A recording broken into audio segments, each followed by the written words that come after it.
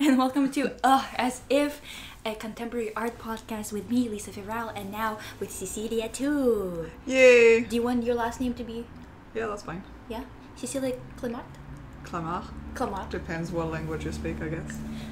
How do you pronounce it for like in Anglophones? I would say Clamart. Clamart. It's like Clamart. Walmart with a CL. Yeah, fair enough. Yeah. Well... This is a story about my name. So interesting. Thank you. Thank you. I think, okay, so up until this point, I've been talking about art on this podcast. Obviously, it is a contemporary art podcast. But I have been talking to myself. And I think that it would be quite interesting for me to tell things to Cecilia about art, especially about weird things about art that people don't know about.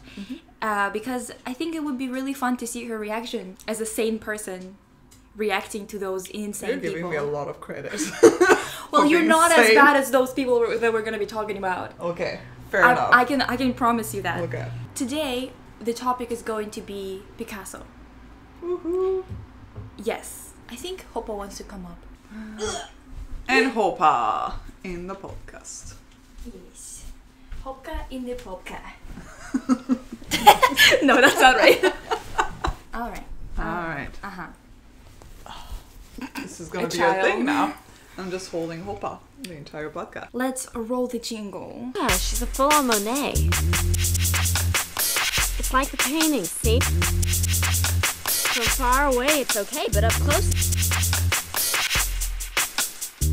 it's a big old mess. So the reason why we're starting with Picasso is because he is one of the 3 guys that I have researched before for a design course. Specifically researched them because I thought that they were assholes. That was the whole point of the project. It was And literally Lisa's called... existence. Well, excuse me. Anyway, so Sorry. basically those guys, I put them in this little thing and I called it Stop Glorifying Assholes because I kept on hearing about Picasso my whole entire life. And the thing is, I think that maybe out of the artists that I've known, he was probably one of the 3 artists that I could name when I didn't know anything about art. I think everyone can. Right? Yeah. Like, he's the first one that people name because he just has this reputation of a great artist that everyone keeps on talking about. And it's so weird because there's so many more interesting artists around. I mean, I understand the whole cubism thing, whatever. I think that's pretty much the only reason why he's known. Yeah, and also the thing is, I understand that not everyone's going to be agreeing with me on this specific topic in terms of liking Picasso or thinking that he is talented or that he contributed so much to the art world or whatever. Because I had a professor who she wasn't agreeing with me at all. And she gave me a 60 for my paper because she didn't agree with any of my points. And then I came and I argued with her. And she changed it to an 80, and I was like, okay. Let's keep it you don't agree with me, I don't agree with you, but technically I did my research, so you can't give me a bad grade. So she was like, fine, Lisa, if you fucking leave me alone. I mean, yeah. But the thing is, Picasso. He is just one of those dudes that were really, really gross. A lot of the time, when I was talking to people about him and they were bringing up how he's a bad person or whatever, they would always be like, oh yeah, he was a womanizer, blah blah blah. And I'm like, okay, well, this is only the surface of it. this is the surface level, and honestly I would never even mention if he was a womanizer. Which artists weren't, really? Yeah. Artists are always messy and polyamorous and whatever it is, artists are always like that. It's not almost news. a given every time. People are actually surprised when artists are not. Yeah, really. And that's the thing that I'm not going to be holding that against him, to be honest. I'm not going to be like, oh, he was a womanizer, how dare he. No, I'm not even I'm not even bringing that up because the things that he's done that were terrible were actually terrible. Yeah. They were worse than just being a womanizer. And I think that that's what people don't know. They think that people are mad at him because he was a cheater or something. And the fact of the matter is, no, that was not the worst thing that he's done. Basically, we're going to talk about all of that, as well as talk about whether art can be separated from the artist. Of course, I think I've talked about it on the podcast before, but the thing is, it's gonna come up every time we're gonna be talking about shitty men in art or shitty people. Yeah, mostly it's men, but you know. Harry Potter. Yeah. Oh God. Okay. Yeah, there's a lot of like questions about whether we should be seeing his work separately from who he was as a person, which I find really interesting, this conversation like of like separating the art from the artist, because every time I was reading an academic paper about artists and about their work was always contextualized in terms of history. It was always like, oh, he painted this when it was wartime, so it's kind of like depicted in the way that he depicted this specific thing that was really popular at the time, or like this specific thing in the painting from like 15th century would have been really easily understood by everybody who was living at that time, but by us, like, it's hard for us to understand what it means because we don't know the symbols that are in the painting or whatever. It's always examined and it's always discussed in every academic paper and every critique. And then all of a sudden, whenever we talk about these people that have done something bad, all of a sudden people want to remove the context from their existence. All of a sudden we want to talk about their paintings separately from them, which is really weird, I think. Yeah. So let me just give you like a few things about what he's done and like the fucked up things that he's said, because I think that it's gonna be a little bit more interesting to talk about him. Can we give like a context of like years and everything this is happening? Yeah, so the thing is, I was so petty Yeah. when I was doing the research that I have made a table of content specifically focusing on his age and the age of the women that he was dating. Okay.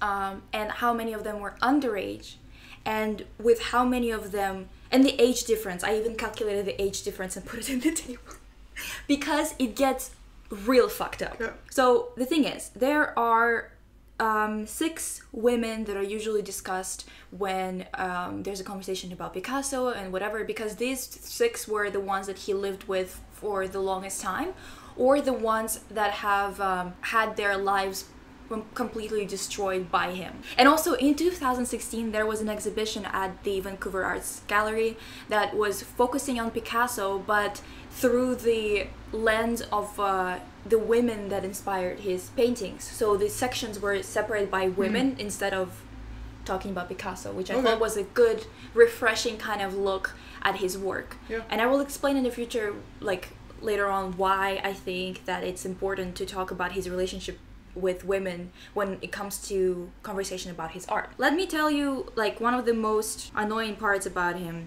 the fact that he was always dating really young women. He was obviously, he was cheating. He had this wife, Olga Khokhlova. When he got involved with her, he was 36 and she was 26. It's already a 10 years difference.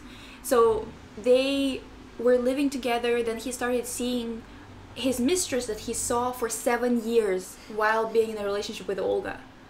And that was when they were like still like on good terms. He was 7 years he was cheating on her, right? So, but that's not the bad part. The bad part is that girl, Marie-Therese Walter. Marie-Therese, yeah. Walter, she was 17 when they started dating, and he was 46. Ew. Okay? That's 29 years age difference. 29. And she's underage. Yeah. So, he was like straight up. I'm gonna have to bleep that out again, but I'm sorry guys, it's just how it is. I can't take words out of the song. It's just how it goes. It's how it goes, you know? Flex. Yeah, and then the next woman that was like important for the art and in general was Dora Maar, and she was 29 when they started seeing each other. He was 55, so 26 years difference. Then the next one was Françoise Gillot. Thank you. She was 21 and he was 61. And like, I wonder how many of these relationships are also overlapping and shit. Yeah. Yeah, all of them were overlapping, all of them. But that's the thing. And it's the age difference is 40 years. Okay. It keeps getting better. Hold on. Yeah. And also, you know what? Like, I understand that some people have like a preference for older men or whatever, you know. And like the only thing I would understand is like if the guy is like not older than 40. Because you could have like a thing for older guys, but like still hot older guys. Yeah. 60 years old, it's like, what the fuck are you doing with your life at this point? Do you know what I mean? Like, and there's definitely a thing for like artists and like the cult and everything. So yeah, at least pick someone hot. Like, they're all ugly. It's always whenever this shit happens, when young girls that are 21 dating an old man, he's always ugly. Why? Girls, he's an artist. Please get your shit together. It's not about the physique. It's about the art. I'm just kidding. Well, ew. Yeah. Ew. The next person, Genevieve Laporte. Genevieve Laporte. Fine. Well, might as well use my French. Genevieve? Genevieve. Yeah. Like, you know, the one thing I have being French, might as well use it. I don't know, like... Okay, you. Was he French? He was Italian, right? Isn't he Spanish? Spanish, maybe? Yeah, Spanish, probably. I believe it's Spanish. Yeah. I don't care for his ancestry. Because he pisses me off. Guernica during the Spanish Revolution. Yeah. Which also, well, whatever. So, Genevieve, she was 17 when they got involved. 17! And he was 63. I just... Once again. Why? Just a bleepy word. It's gross. Yeah. It's 46 years difference. Ugh. The next one was Jacqueline Rock. So she was 27 and he was 72. 45 years difference once again. Like, doesn't date anyone under 30? Above 30. Yeah. No one. Not a single person was above 30 when they dated. And like, it just goes up, like... It just keeps 29, on going. 26, 40, 46, 45. Yeah. It just gets worse and worse. It's disgusting. It's just gross. Yeah. Like, there's no... Like, look at his face. Are you kidding me? Seriously? Those girls really saw this bitch and thought, I cannot, I need to have this old man. Really? No thanks. You need all those wrinkles in your life? Seriously? Ugh. Just the thought of it. Anyway. Now, the worst part. Because it's not the worst part yet. It's not the worst, great. Yeah.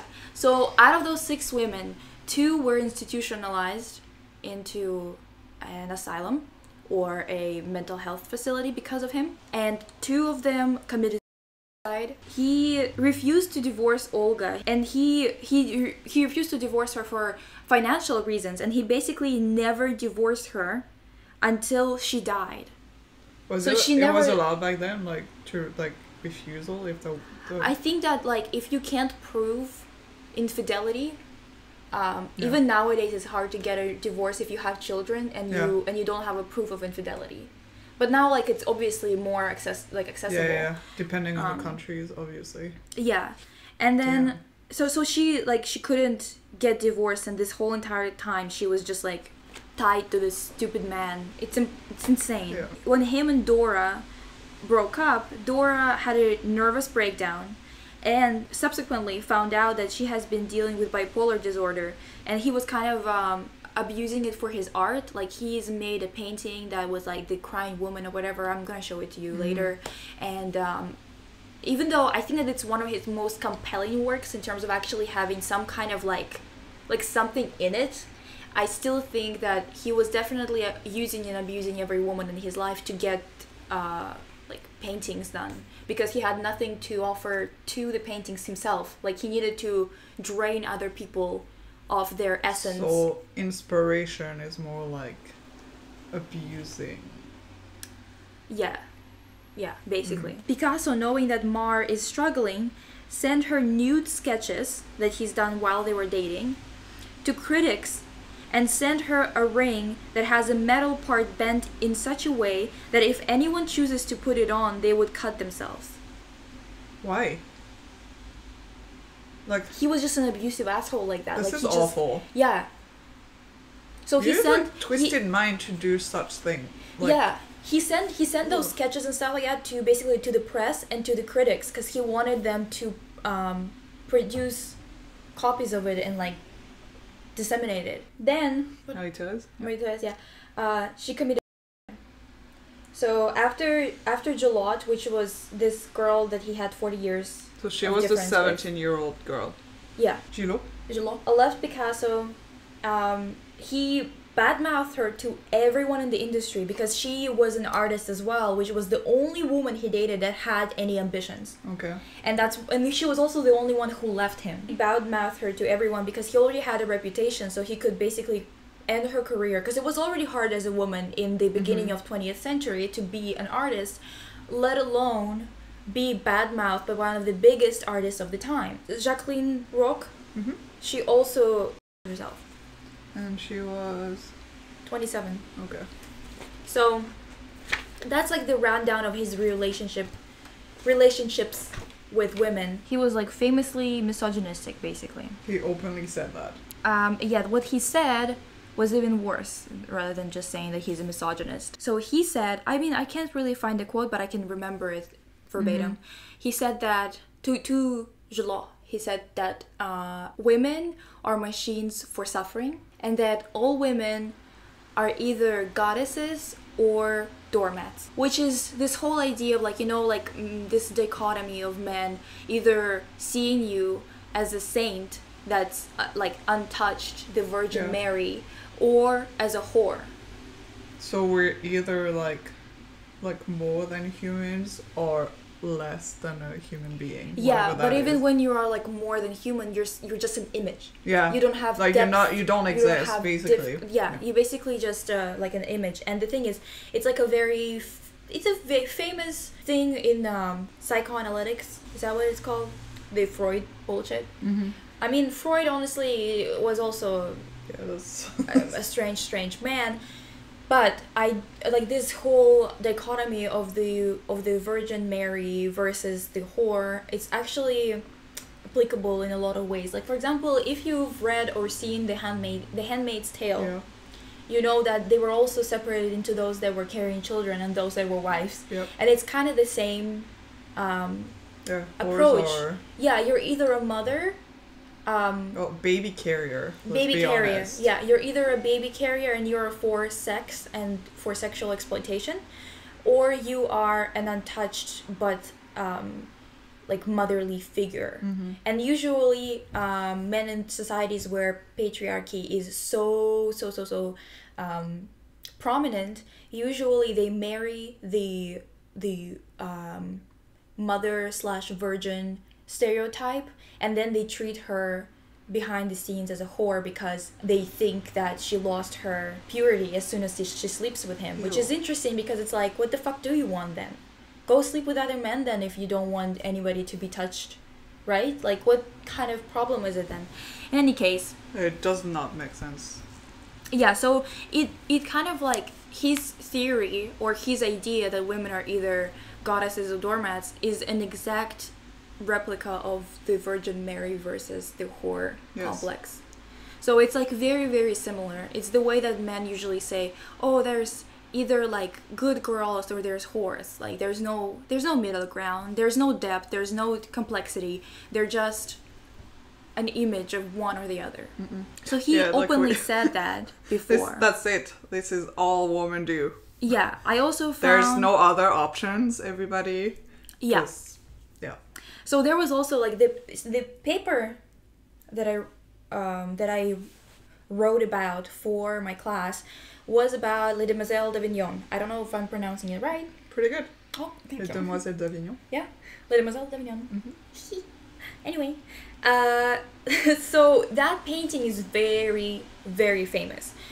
It is not quite a Cubist painting, but it is almost there. Like technically, basically, most art historians don't think that it is a Cubist painting, but it is one of those precursors, so it's considered to be very important to the study of Cubism. So here it is. Have you seen it before? Yes. Yeah.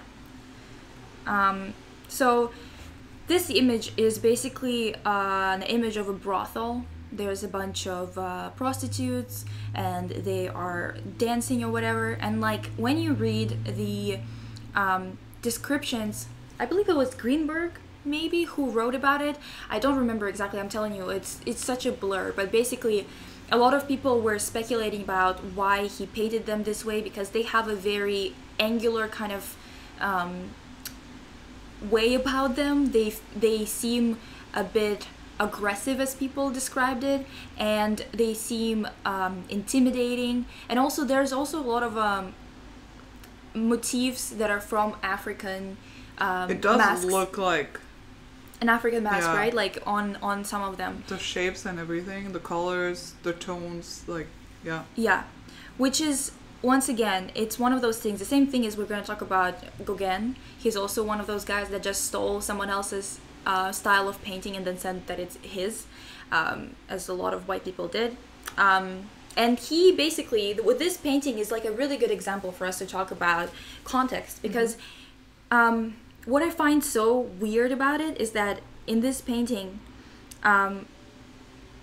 so many things actually about Picasso's personal life informed this painting. So it turns out that the aggression or the intimidation that can be kind of felt from the figures, it's theorized that it's because he contracted some STDs or something like that, and he was basically very pissed at all prostitutes for it, which What is do you like, expect, buddy? what did you expect? But exactly, I remember that that's what I wrote in my paper. I was like, it's just pathetic that he's walking around sleeping with different types of women for money, and then he is mad at them. And you think they're only gonna do that with you? They're just waiting for your money? Exactly. Like, no, what are you thinking? Guess what? That's their job. Like, what did you think was gonna happen?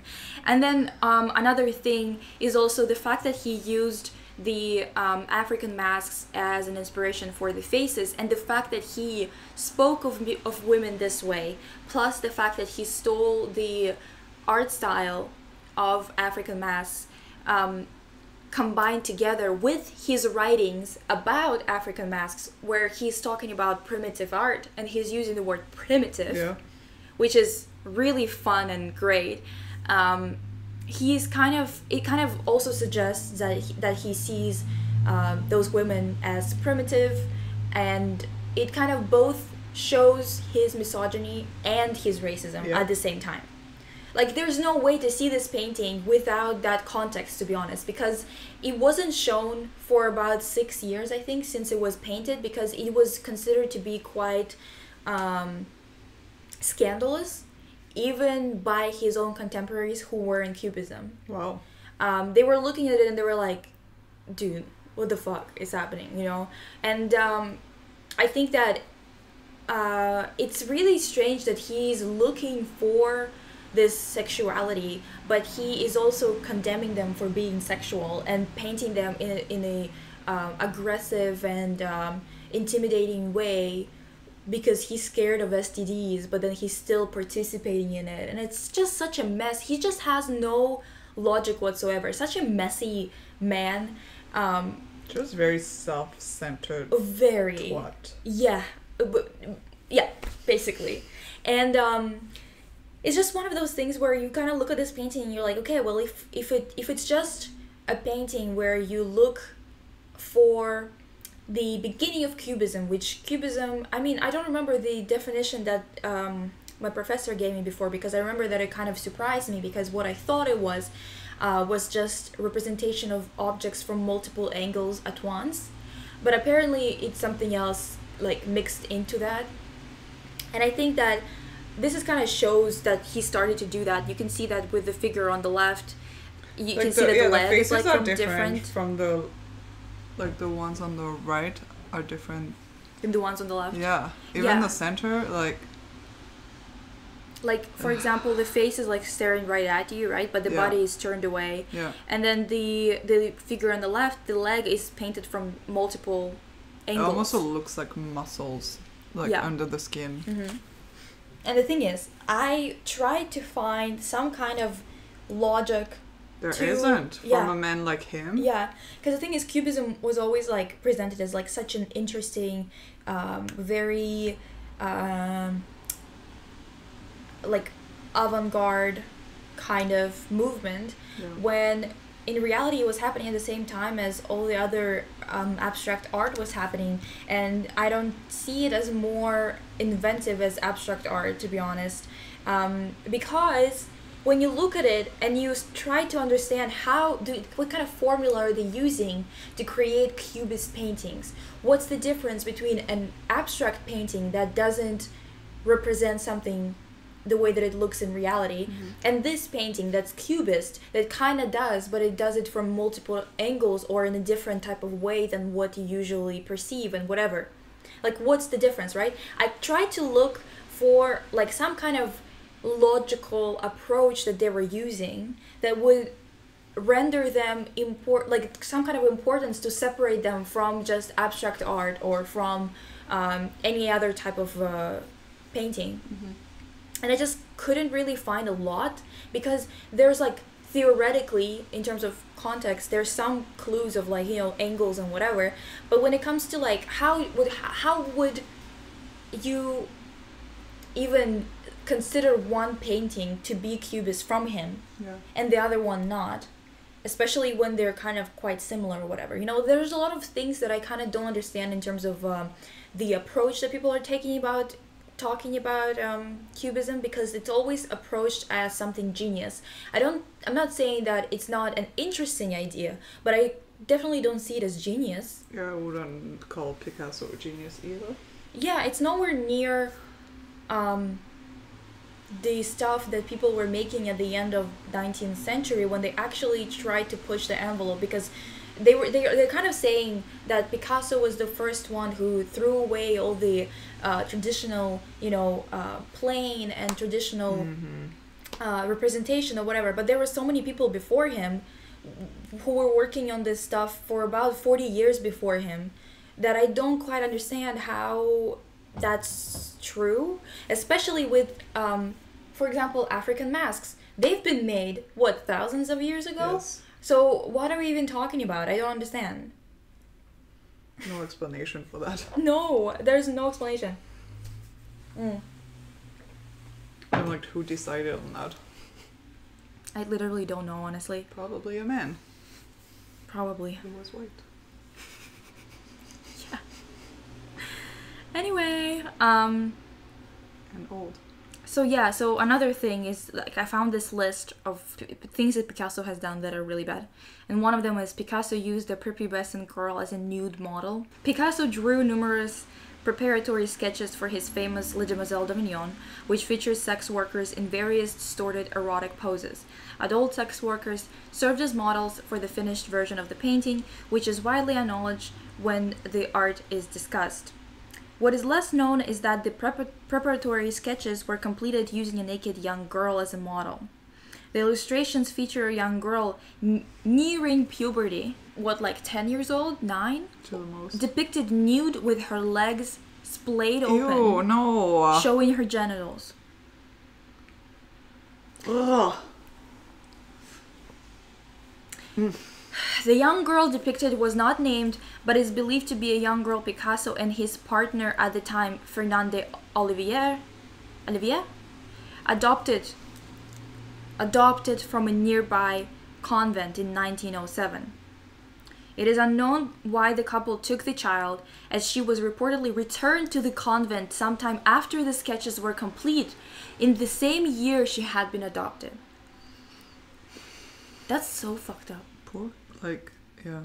She got adopted to be sexually abused, and then, because even if he didn't touch her or something, that's still Yeah, I mean, we don't know about that, to be honest. On a sad note. Oh, it's still not sad. On a sad note, at least one biographer noted that Picasso took more than a passing interest in young girls. Young girls excited Picasso, of course, because he was like publicly dating 17-year-olds. That's already like bad, but this is even worse, wrote John Richardson, a noted Picasso biographer. While there is no proof Picasso engaged in inappropriate behavior towards children beyond the sketches for Demoiselle, it is undoubtedly a troubling statement regarding a man who held so many other problematic views towards females. Well, that's the thing. We know about those relationships you named before, but Like, You don't know about all there's the other probably stuff. Because, tons more yeah. young girls that were part of this Yeah. sickness. Another thing that he's done was Picasso gave golden phalluses to prospective lovers. Your face. Just, here you go. I would like to date you. Here's a golden penis. Penis? Penis. Penis. I just don't want to say the word because, ugh. It's gross. So, Pablo Ruiz Picasso may be the most famous for his Cubist paintings. Yes. I know, it's disgusting. Iди сюда. Давай, иди. Oi, oi. Thank you. We're gonna need support here. Wow. Little baby. So, but his romantic overtures are most noting as well. Picasso saw many women throughout his long life of 91 years. By the way, that's how unfair life is. People like this live till they're 91 and I got cancer at 24. And I didn't do shit. And not yet, at least. And I don't think I'm not planning on. But while in his 70s and 80s, Picasso adopted the habit of sculpting tokens of affection for women with whom he wished to become intimate. 70s and 80s. Your arthritis should have kept you in bed by that point. What the hell? Anyway, the little statuettes were gold and featured noticeably oversized phalluses. Picasso created these figures in the home he shared with his second wife, Jacqueline Roch, with whom he stayed married until his death in 1973. He would also sometimes even hand out these figures, which were very clearly a calling card for a tryst. I don't know what the fuck that word is. What right is in it? front of his Oh. wife. Yeah. TRYST. Yeah, whatever it is. If anyone knows. It is said that the women who received these figures in front of Jacqueline were never allowed back inside their home again. Maybe you shouldn't allow your husband back inside your home instead of those women, to be honest, because he's the one who's giving them the statuettes. Who, while this may seem like a funny or quirky way to show interest, I don't think so. It is really not. Yeah, some of Picasso's ways of showing interest earlier in his life were far more troubling. Locking a woman up, kidnapping another, and driving multiple women to suicide would all be part of the tapestry of Picasso's loves throughout his life. One of the things that they are talking about in this article as well is Picasso married a 27-year-old at the age of 79, and I've told you about this. Terrible. I'm just silent because I don't have anything to say. I'm just in shock. Picasso locked a woman in his apartment over jealousy. One of Picasso's early lovers before he married was the Bohemian artist Fernand Olivier. Fernand Olivier. Fernand Olivier. I mean, yeah, it really sounds like we're like, you're learning French and I'm like telling you how to pronounce everything properly. Like, They moved it's in okay. together in 1905. Picasso immediately demanded that she stop modeling for other artists. She has been posing for a sculpture by Francois César. Sicard. Francois César. Sicard. Sicard. Francois Sicard.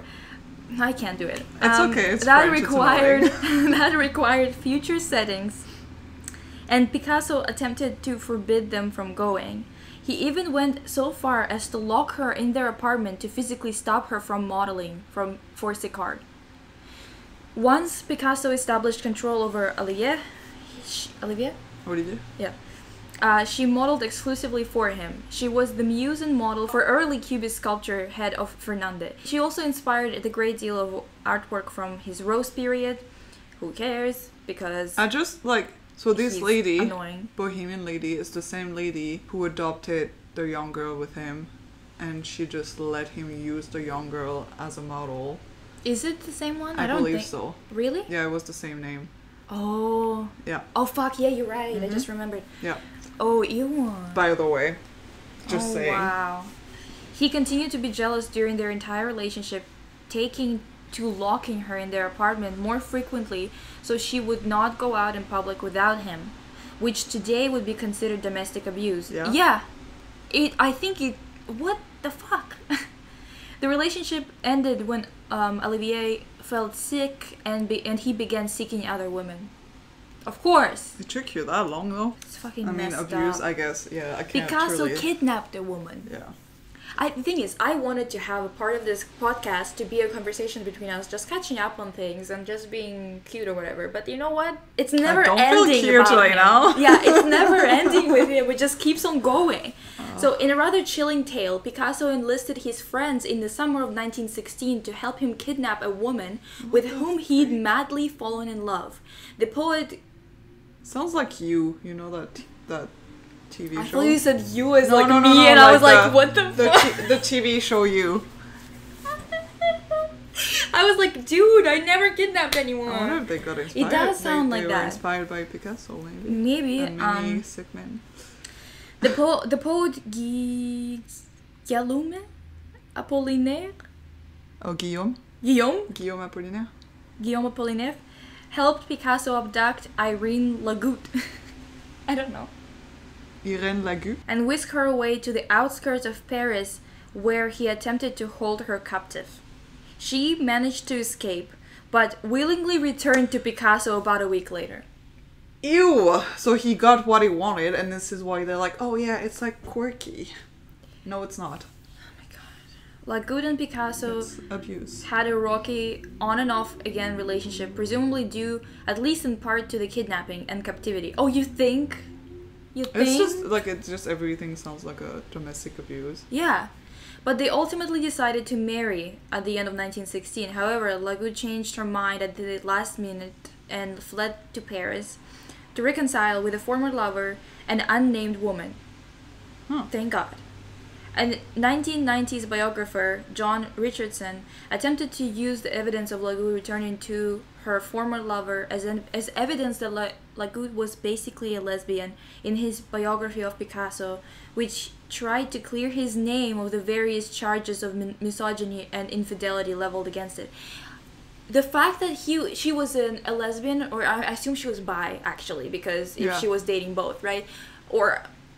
I mean, if I had any interaction with this man, I would probably just stop having anything to do with men. but that's the thing, that like it doesn't really... Yeah. I don't understand what the biographer thought he was doing. That's not gonna... it doesn't change the fact that he kidnapped her. Yeah. So what, she was a lesbian? How is that gonna make his actions any better? He's just trying to find excuses. But there's no logic to it either. Something that has no excuses. Yeah. So you're just gonna put anything that could be, Yeah. Oh my god. Like this photo that we're watching right now is disgusting. Yeah. He displayed a trend throughout his life towards his intimate partners. The moment they became ill or ceased to inspire his creativity, he lost interest and moved on. After Fernand Olivier became sick, he left her.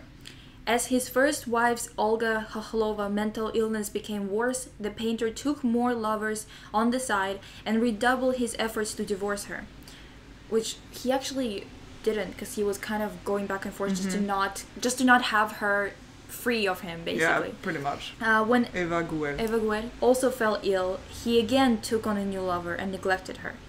What a cunt. Like, he's such a massive...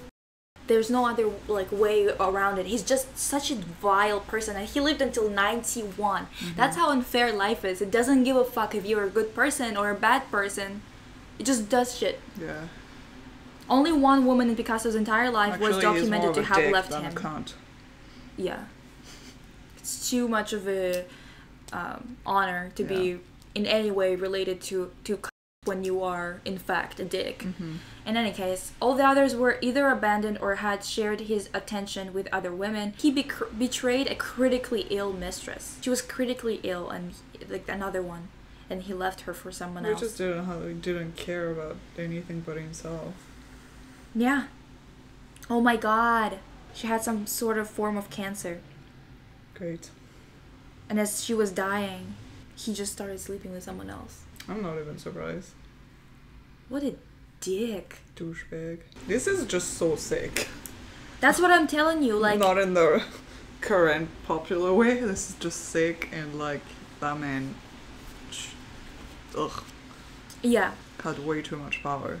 And whenever people talk about separating the art and the artist, there's this quote by Stephen Davis, or Stephen Davis, I'm not sure, who said, the art that is produced is historically indexed, sorry, because its identity and content depend on relations tying it to the setting in which it was created. When we go to the gallery or we talk about art in any regard, usually we don't just talk about it in terms of aesthetics, just because it is never just about aesthetics. There's some work that can be about aesthetics though, like that's true. However, when you are painting women and you're painting the body of one with a head of another, with a boob sticking out in the middle of a third one, and you are a known abuser and misogynist, just put two and two together. At this point, this is not a conversation of whether he was a bad person outside of his art. He was a bad person within his art. Yeah. When you look at his art, all you see is just disembodied women that were melted into the background, that melted together, that were put together in this macabre kind of image of a bunch of like legs and limbs and body parts. They're just like, you know what I mean? Like he had some screws loose. Yeah, loose screws. Yes. The brain was just not there. No, like if he was kind of like Kandinsky, for example, where he was just painting shapes that technically represented notes of like music. Yeah. You can't really look at his work and think, did he treat women well? Because you don't at least you don't see it in his work, because his work is not focused on that. So you can at least talk about that difference, right? It's still kind of fucked up if there's like someone who was like a pedophile or something like that. You can't really look at their work, because there's so many more people whose work is more worthy of your attention, and attention is currency. Yeah. Attention is our currency. Yeah. It's time, and time is money. Yeah. So when you pay attention to somebody, you are technically giving them some kind of currency. So that's why we need to be talking about all of these artists in this like critical way, instead of talking about them as geniuses. He's not genius. If he didn't come up with it, someone else would have come up with it, because it's not even that much of a like interesting idea. There were so many artists that were working in the same lane as him at the same time, that it's just impossible to say that he was like, if he didn't do it, the game would have stayed the same. No, someone else would have come up with it. Yeah. I think we have sickening. I think we have this idea of like the individual, the genius. Like, and the thing is, none of us are that exclusive. All the bad sides because he was an artist and he was tortured and stuff. It's like, no, this is not an excuse. But nobody gives a shit, because there's so many people who go through the same things, who are artists, who are tortured, who are whatever the fuck it is, you know? And the thing is, none of us are that unique that we have to close our eyes on whatever actions people are doing. There's no, like, it's not that interesting. Anything that you're doing is not interesting enough to be worthy of ruining other people's lives or abusing them or using them for your art. Hell no. Absolutely not. That's why I hated, like, in my class, there were people who, like this dude who would hire prostitutes to take pictures of them, and it's right away you're like, oh, I know you're trying to be like those artists in the past where men were paying prostitutes to pose and whatever. Think you're so special. Exactly, and the way that he was taking pictures of them, it's not like he was trying to show their human side, to show to others that sex work is not something demonic or whatever. It's just like a thing that happens or whatever. No, it's just him using them and using them for his and making gain. himself feel better because he has an excuse, because it's like artistic. Yeah.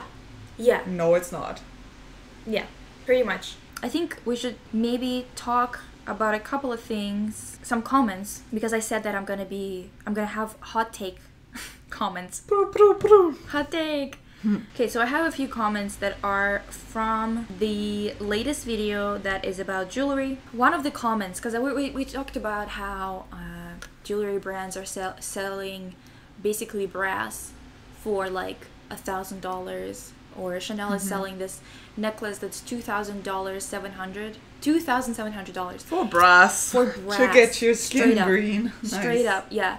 And so we were talking about this type of stuff, and then Lauren commented. Lauren is actually my ex-roommate. She lived with me for a year, and she commented that her, like the person she knows, he worked for Moncler. Is it Moncler? Yeah. Yeah. For almost 10 years. But compared to them, the other older fashion houses like Prada, Gucci, YSL, Versace, Chanel are apparently super duper old fashioned and not flexible about a lot of things, at least in the NYC flagship stores. Their staff work just on commission. They don't make an hourly wage. Well, What the fuck is up with America? Why don't you have an hourly wage for like waitresses, for retail workers? Like what the fuck is that? yeah. How is that fair? It's not fair. People like how is that fair that I'm supposed to be wasting my time being physically at your store, and if people don't buy your products, I'm not getting paid for Yeah. being there? I know. What the hell? Because it's relying on you. It's such a mess. What the heck? They want they want complete control over their brand and for it to be exclusive. So they are unlikely or maybe will never offer things on sale or at any kind of discount. So like when their clients come in to shop, they are totally pampered, given sparkling water, champagne, espresso, whatever they want to drink. When they pay, the sales associate brings the invoice out in a leather envelope while the guests sit on the couch and they go to the back to process their payment. Client outreach and thank you notes are handwritten on company stationery. The execs for these companies are usually based in Paris or Milan, and they are really isolated from day-to-day life in North America or elsewhere. So to their detriment because they are not evolving with modern times. Moncler a few years back made a ski balaclava that was all black with big red lips outline around the mouth that made people in America think of blackface. Did you see that one? I think I have. I've seen it before. It was Yeah. really fucked up. And then somehow all their executives thought it was okay until photos were released to the public and everyone was like, what the fuck is this? They just really are clueless about a lot of North American culture Yes. and cater to their traditional European luxury market. Even then, they're still so behind the times for Europe as well. Europe is not white anymore. No, and it's like, especially being, I believe Moncler is French. It is. Pretty I think, sure, yeah. I think. Like African, like Northern African, like there's a lot of them, or just Africans in general, like living in France. So you cannot be that clueless. Like That's the thing. That's very. America is not the only place that's multicultural. Most of Europe No. is insanely multicultural. Oh, the entire, right now. yeah, because after the war, that's when they needed people to come and help. Like they needed Yeah. workers and everything, and most of them, you know, they got the cheap. Even right now, there's a workers lot of immigration going on. It's Yeah. pretty normal, and It is like that's the population isn't white. no, At least not anymore. It's not 16th century. yeah, well, yeah, So definitely. when it was mostly white, there's still not And like everyone was white, most but still. European countries colonize other countries outside of Europe. So, Yeah. like you cannot. This is You just. can't be that There's stupid. no way. Like this is stupidity. Like Exactly. it has nothing to do with culture. It's just you're stupid. If Yeah. you're so clueless, you're gonna release a balaclava. No. So someone commented, a person whose name is Carnival. Yes, thank you for calling this out. I work in accessories and jewelry at a department store, and the amount some brands are charging for their poorly made jewelry is insane. I've seen some of the markups firsthand, and charging that much for such cheap materials should be illegal. Luxury brands are never worth it, and you can get much better quality prices and designs from smaller brands. Have you seen the Chanel collection that I posted Yeah. a story, right? Yes. Did you see those designs? I mean, do we need to comment on them? Because I just They're just so bad. yeah. To the point when it's like, I just never really, understood. I guess that's how they make most of their money, because they probably, yes, there are a lot of people buying Chanel and stuff, but this is like by making cheap jewelry with high margins, like that's where they probably make their biggest amount of money. Maybe. I don't know, honestly. That's what I'm thinking. I feel like you should just not do it if you're gonna do it like this. Well, and that's when they created the brand Chanel, like I hope that's not what Coco Chanel had in mind. Like she was always focused on like very like classic black and white pieces. She was into like fashion jewelry, but I think that she didn't. I don't know. Like what I know the most about is like yes, fashion, like clothes and perfume, because she also like did a lot of research for perfume when she went to like the south of France. I don't know like much about jewelry, but like when I think about the brand, and most I get French European, like that's what you think when you think about Chanel. So this is just ridiculous. Yeah, that's the thing, that like the designs are not classy. They look like something Moschino would do, but Moschino, that's their whole thing. That's their shtick, you know. Like for Moschino, it's not like tacky for them to do that, because their the whole thing is that they're kind of campy. Yeah, and I see a lot more recently. If in France, I'm speaking for what I know about. Like if you're buying an expensive clothes or like bag or shoes and everything, you don't want to have the brand that's like showing in huge letters, because you want people to ask you about it, and then you can be like, oh, it's from Chanel, you know, like being just a like brat. So seeing like Yves Saint Laurent and like all these brands with like, you can see like big tote bag with like woman carrying this with like it says in huge letters, like it's so tacky. Yeah. I don't get that. I don't know why and when this happened. It just took a turn, and it's like now we're just gonna like have huge letters with all our brands and everybody like wearing it. Yeah, like we're not billboards. No. I find it so weird to the fact that we have to be wearing things like that if we want to buy like weird. a shirt or something. This is not classy. No, but it's also just like, it's so ugly. And the new collection too, I was just like looking at it, I was like, what the fuck is this? Yeah. Maybe like there's a few things that are okay, not revolutionary, nothing like that, but okay. And then everything else is just so ugly. It's like, cut down the collection, let it be less things, but there would be less ugly than this. Yeah. Just you want pieces that you're gonna be able to wear forever. Exactly. Yeah. I have reached 30,000 subscribers on the main channel. Woohoo! Woohoo! We'll insert a video of us celebrating with a glass of wine. Oh yeah. Hoppa. Tomorrow. Right, Hoga? If I'm not gonna be done editing. Boop. Probably not. Maybe. I don't know. Oh, Hoppa. Did you see that? Ugh, she is such an attention baby. Yes.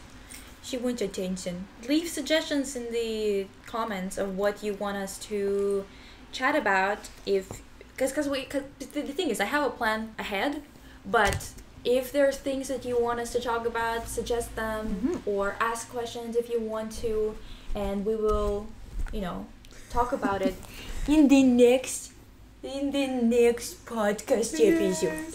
Yes. If you're listening, we're just playing with my dog right now. That's why my voice is like She's this. been patient for an hour. Now she's over us. She's scratching me.